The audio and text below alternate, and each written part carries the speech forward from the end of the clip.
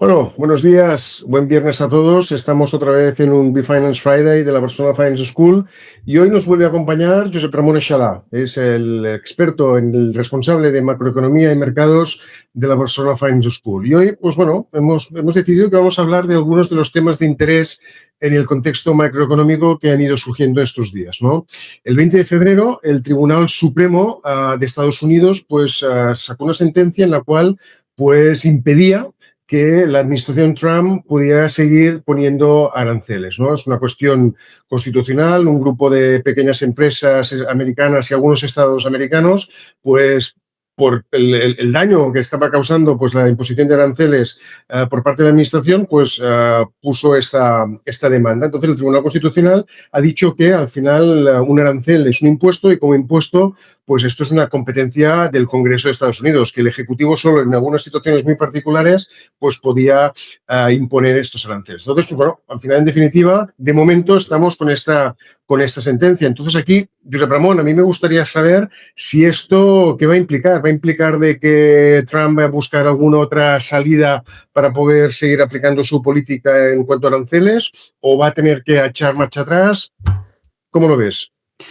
Buenos días, buen viernes a todos. Bueno, lo que hace al final, en este caso el Tribunal Supremo, es anular la Ley de Poderes Económicos de Emergencia Internacional, además por 6 votos a 3. Es decir, realmente es importante, pensando que además la composición de este tribunal es más bien gente afín a las ideas y a los postulados de la administración Trump. Y lo que acabo diciendo... Los nombró Trump en la primera legislatura. Buena parte de ellos vienen nombrados por Trump en la primera legislatura. Pensemos que estos cargos son cargos electos vitalicios, es decir, que solamente se pueden cambiar por grave enfermedad o por muerte. Y tuvo la suerte que en aquel momento, entre 2016 y 2020, él llegó a poner o a nombrar a 3 miembros de este Tribunal Supremo. Bueno, lo que dice esta sentencia del día 20 de febrero es que el presidente no tiene autorización para imponer, en este caso, impuestos o aranceles globales de forma unilateral sin la votación favorable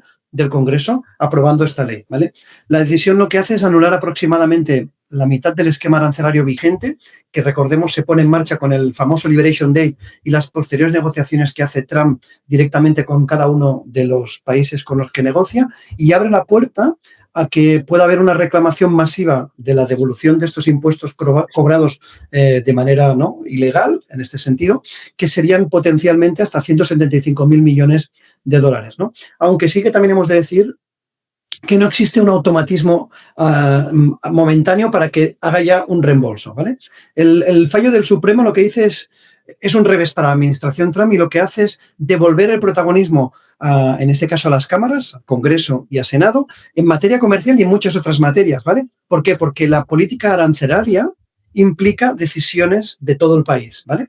Aunque también es verdad que, bueno, ya se ha visto que a pesar del fallo del Tribunal Supremo, el tono de la Casa Blanca no ha cambiado y Trump volvió otra vez a la confrontación diciendo que de salida era un 10%, el fin de semana acabó diciendo que era un 15% de nuevos aranceles bajo la sección 122, que le limita a un máximo de 150 días, pero que evidentemente anuncia que recurrirá y hará todo lo posible para mantener estos aranceles a la presión comercial. Al final hemos de pensar que el mensaje de la administración Trump es claro, los aranceles no desaparecen, lo único que vamos a hacer es cambiar la forma y quizás la base jurídica en la que se sustenta.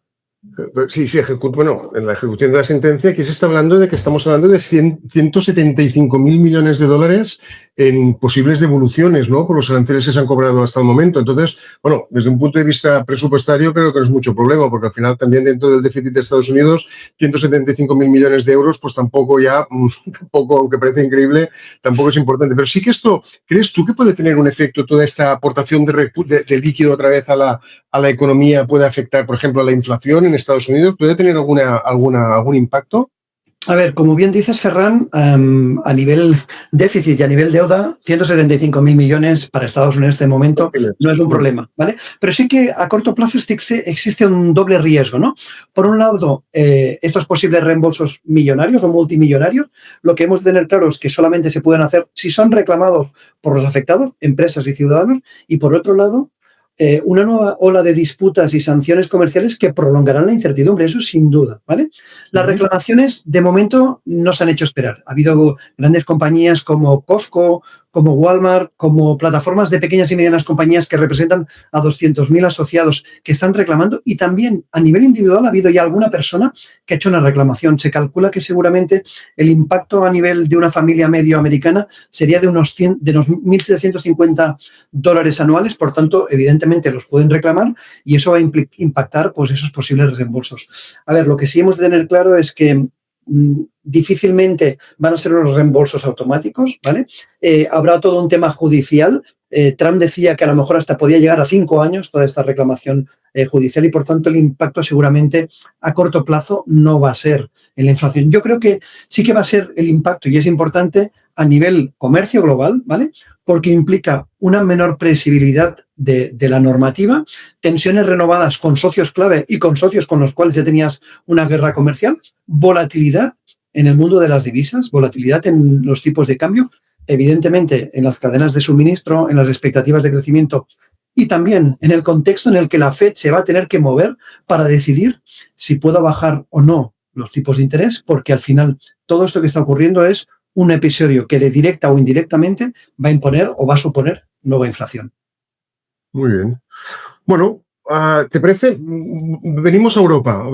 Ahora el Eurostat ha publicado los datos de inflación, ¿no? Y, bueno, parecen bastante positivos, ¿no? Estamos hablando de 1.7 respecto pues, a un 2 que teníamos en diciembre, con lo cual aquí hay una bajada de lo que sería la inflación. Sin embargo, puede ser, esto ya me lo matizarás tú, la bajada de los precios de la energía, etcétera, etcétera, pero la subyacente se mantiene relativamente elevada. Estamos alrededor del 2.2 y eso es básicamente por el tema de los servicios, ¿no? Entonces, aquí, ¿cómo puede actuar el Banco Central Europeo? Es decir, con esta situación puede ser de que, bueno, que al final, pues puede está en una situación equivocada el Banco Central manteniendo los tipos sin tener que, bueno, actuando, porque estamos viendo, por ejemplo, que otros países como Alemania, con un carácter industrial importante, pues todavía no están cogiendo el ritmo adecuado. Yo aquí te diría, Ferran, que hemos de distinguir distintos escenarios, distintas cosas que han ido pasando en los últimos 2-3 años, ¿vale? Hemos de recordar que el Banco Central Europeo no ha estado de brazos cruzados. En junio del 2024 empieza una senda de recortes de tipos de interés que van desde el 4,5% hasta el 2% actual que tenemos en este momento, ¿vale? Por tanto, en cierta manera, ese descenso de tipos de interés que hemos tenido estos últimos 2 años y pico, ya ha normalizado, ¿no? ese punto donde podía haber esa fricción con los tipos de interés. Luego también hemos de ver que, en cierta manera, la Unión Europea, que evidentemente sigue renqueante, está viviendo quizás un proceso de recuperación, ¿vale? No estamos en el momento del 2023 y estamos viendo como datos del 2025 están hablando que seguramente la recuperación en la Unión Europea ya estaría alrededor del 1,4 y las proyecciones para este 2026 estarían hablando de hasta un 1,5. Los estados han estado gastando en defensa, por obligación seguramente y por mandato del señor Trump.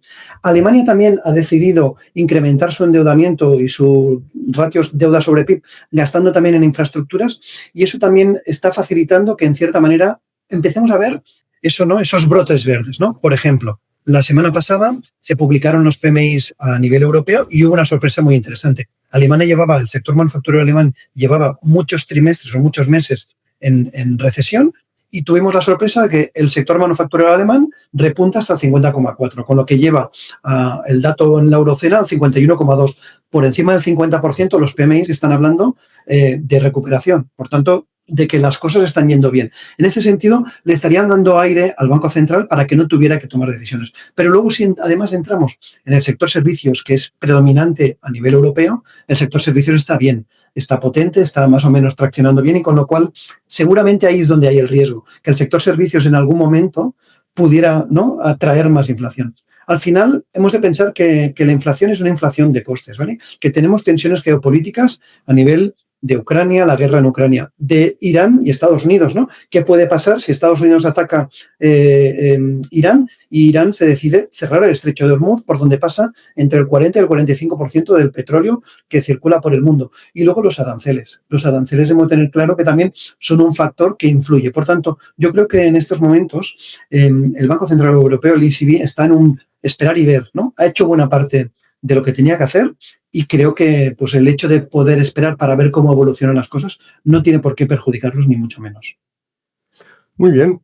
Pues otros datos que han salido esta semana, bueno, que han salido en estas últimas semanas, también es el Fondo Monetario Internacional, lo que hace 2 veces al año, en abril y octubre, publica el World Economic Outlook, ¿no? Que es un conjunto de indicadores, de indicaciones, pues que sirven de guía, ¿no? Para muchas administraciones y entidades para tomar decisiones económicas, ¿no? Entonces, bueno, en enero y en julio se hace una revisión de estos datos y en la revisión que se hizo en enero salió, bueno, una opinión relativamente optimista, ¿no? Sobre la situación de la economía a nivel global, aunque apunta que pueden haber una serie de riesgos relacionados con lo que llama la fragmentación geopolítica, ¿no?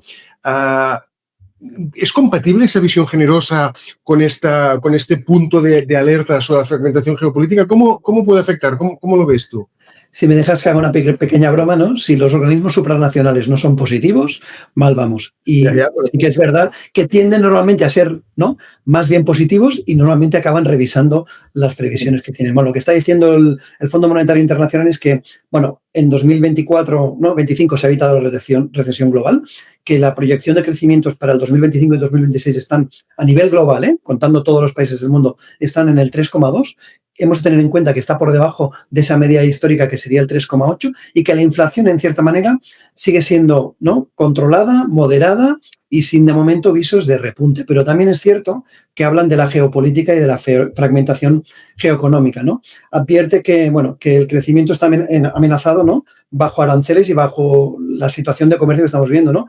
La posibilidad de nuevas barreras comerciales, la guerra comercial, los aranceles que está imponiendo Trump, evidentemente pueden tener un impacto importante sobre el crecimiento mundial, seguro, ¿no? Hablan de pues, un impacto que podría hacer que el crecimiento mundial cayera por debajo del 3%. Luego tenemos otras cosas que también son muy importantes, ¿no? Y esto también el Fondo Monetario Internacional hace un tirón de orejas a la gran mayoría de países del mundo y especialmente Estados Unidos. Y dice, cuidado, la prudencia fiscal.